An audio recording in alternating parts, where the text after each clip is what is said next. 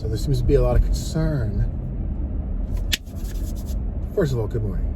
Good morning. She ate something with her sister. I wish I'd have recorded it. It was not funny at all. She ate something, some exotic dish, but she had a bad reaction to it, so she can't really talk. Both her sister, now her mom was wise. Her mom sat back and just watched silently.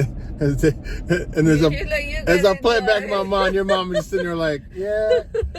My mom's like, okay, you guys go ahead and eat that. I heard, it could do stuff to you, and it did. Her and her sister tore their mouth up. Man. I got the worst because I got the swelling and all that food. I got more reaction than her.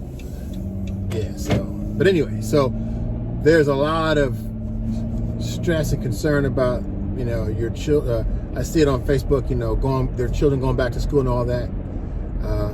Well, you might as well say we are front line on this because we are the first person any children see when they get on the bus. And we are also in a small confined area with these children.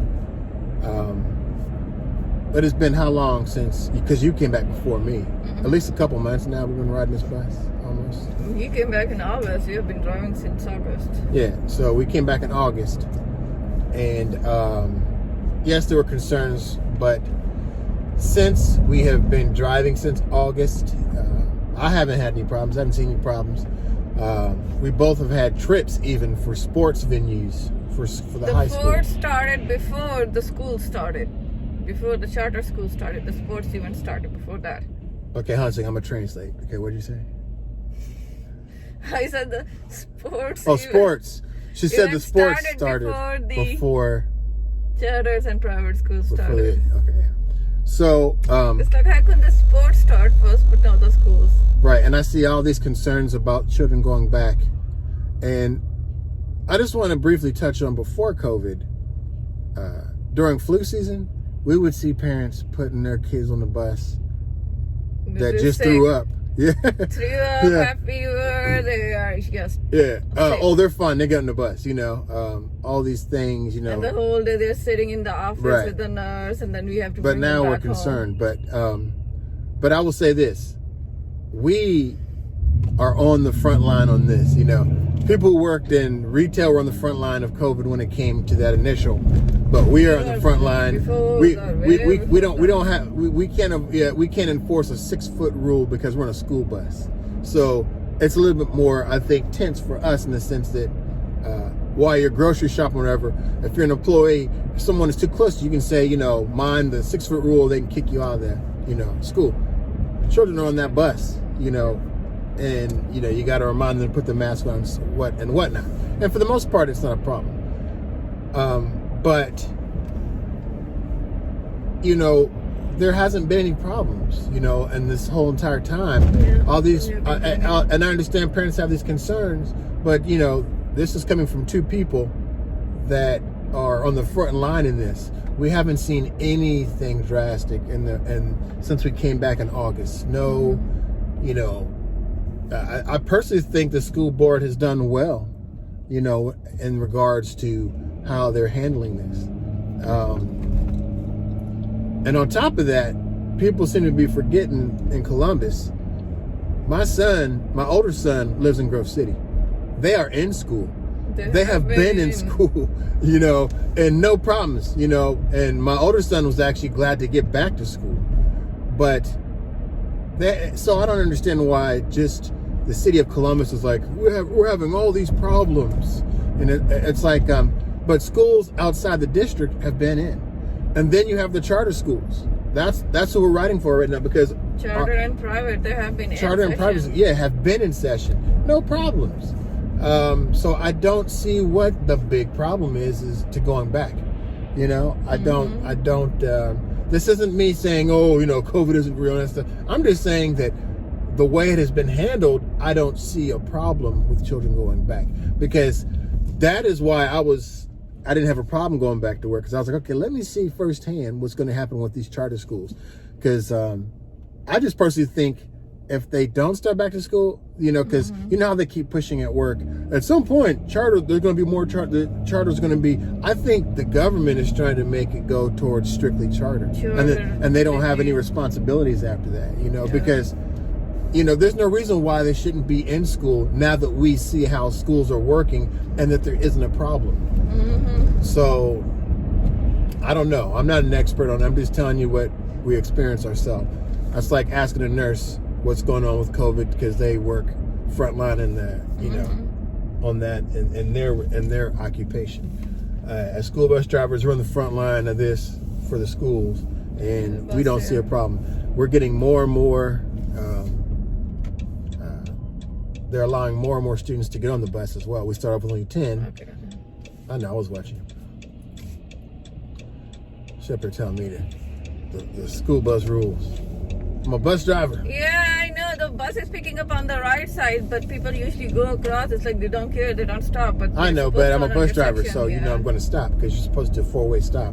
Whenever a bus is picking up a child in a four-way crossing, all vehicles are supposed everybody has to stop. But they don't. They, you know, and you can hit a child that way. A child might be trying to get to that bus, and you go, "Oh, I'm just going to go," and then you hit a child, and it has happened. But anyway, I'm sorry. So I don't see all the fear and all the hubbub about children going back to school when a lot of these same people were out protesting, taking their children. Partying and they're protesting, going out and all that. And I'm not against the protest. I'm for that. But what I'm saying is I see, you know, not everyone, but I see certain people that took their children to these protests and in these large groups.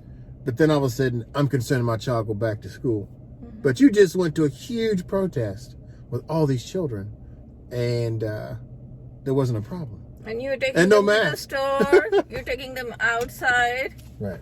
And but primarily though, a few people I've seen that were going live protesting downtown and showing their children with them. Yeah, no mask. Protest is not the only thing. Like I said, going to the store. People take the kids without the mask to the store. Right. I get that, but I'm just saying what I remember. That's a more common thing. It's like people are so close to each other even in the store. Right. So you're not worried about that, but you're worried about going to the school. Right. Where So they're gonna have distance. What she just said was people are. I think they can hear me. I'm just saying I'm enjoying this being a translator. Okay. So. For us, we don't see, this is just going to be a quick video, we don't see the big deal. Everything to us has been on the up and up. You know, there are procedures that you have to follow even just to get on that bus. So I can only imagine what the procedures are just to get into the school. And I think Dominic said that too, the procedures they go through. But on the bus, you have to have your mask on before you get on. You can't get on the bus with that mask on. Once you get on, you have to put your hand underneath the hand sanitizer that automatically dispenses it for you. You don't even touch it. You rub it in, you go back, and you sit in your assigned seat. The rules that made up now, actually, before when we rode the bus, children to me, could get away with a lot. And they got them on there. Now, because of COVID, they're like, this is what it's going to be from now on. If you have a problem with that, they're going to be a pedestrian. They're going to get off your bus. We're not playing. So keep that in mind. It's not like it was before. And one thing before we jump off of here is I also, if you're concerned, what you want to do is teach your child to be sanitary on the bus. Because the things we saw on the bus pre-COVID, for instance, coughing everywhere. I mean, they're going to have masks on. Cover it. But not just that. They get on the bus. Don't have your children bring toys on the bus. Period. Because you know what happens? Can I see your toy? Sure. Here you go. They would cough on stuff, cough on these toys, share toys. And when I allowed food on the bus, and even when I didn't, and I would see a child eating, like, say, a bag of chips, hey, can I have some of them chips? Sure. They give them the bag. Yeah, everybody's coughing their hands, putting their hands. And then you know what? That one kid that parent put on the bus that was super sick, and they knew their child was sick, and they put him on the bus anyway. Then, guess what happens? Slowly, you start to see, other children getting sick and then not be on the bus. And then there would be times that I would get sick or she would get sick. We get sick because of that. So I don't, even after all this COVID mess dies down, hopefully, I don't matter. You know, I realize in flu season, now I see why you would do it. And I see other people, flu season come around, I'm wearing this bad boy. I don't care. You know, because you're so used to driving the bus and you're so used to seeing all this stuff. I've seen children lick the freaking window. It's nasty. Yeah. Windows. They just lay there against the window and look out. And I'm like, what are you doing? You know, or they put their mouth on the edge of the seat and they start chewing on the seat. I'm like, and these are things, I'm not saying that the parents teach me to do that, but they're kids. So these are things you need to work with your children on, even if there wasn't COVID, you know, to prevent from getting sick during flu season. Don't be doing all these things, you know. Your child does not need to bring any toys or anything on the bus, you know. Don't be sharing food, all that. But we get to enforce it now, thanks to the COVID laws. So I'm going to stop there. I got to teach her soon. Everybody enjoy your day. Excuse me? I'm starving. Oh, you want something to eat? Because I can't eat much. Oh, yeah.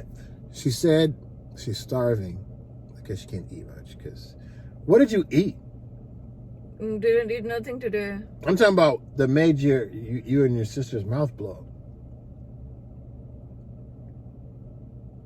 See, she can't even.